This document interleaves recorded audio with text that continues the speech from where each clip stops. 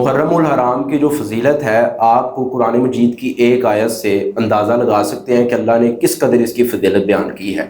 اللہ فرماتے ہیں ان عدت الشہور من عند اللہ اثنا عشر شہرا فی کتاب اللہ، کہ اللہ کی کتاب یعنی کتاب سے مراد لوح محفوظ میں 12 مہینے ہیں۔ اب 12 مہینوں کے اندر 4 مہینے ایسے ہیں کہ جس کو اللہ نے حرمت والا قرار دیا ہے۔ ان چاروں میں سے جو پہلا مہینہ ہے وہ محرم الحرام کا مہینہ ہے۔ اب حرمت والے مہینے یہ ہوتے ہیں کہ جس میں آپ کوئی گناہ نہیں کر سکتے، آپ نے کوئی گناہ نہیں کرنا، گناہ کے جو کام ہوتے ہیں ان سے آپ نے دور رہنا ہے، اور اسی کے ساتھ ساتھ یہ اسلامی سال کا سب سے پہلا مہینہ ہے، اور اس کی فضیلت تو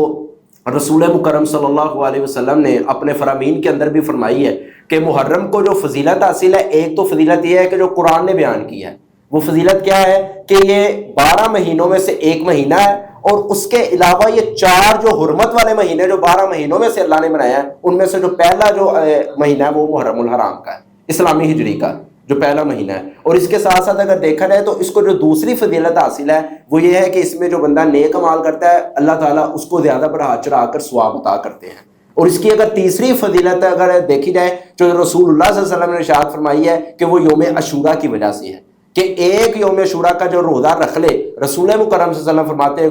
گزشتہ سال کا اللہ تعالیٰ گناہوں پر اپنی معافیوں کے قلم پھیر دیتے ہیں۔ تو 3 وجہ سے اس کی فضیلت ہے، ایک تو یہ اسلامی سال کا پہلا مہینہ ہے، اور دوسری یہ فضیلت ہے کہ یہ جو 4 حرمت والے مہینے ہیں ان میں سے جو پہلا مہینہ ہے وہ محرم الحرام کا ہے، اور تیسری فضیلت اس کو یوم عاشوراء کی وجہ سے ہے۔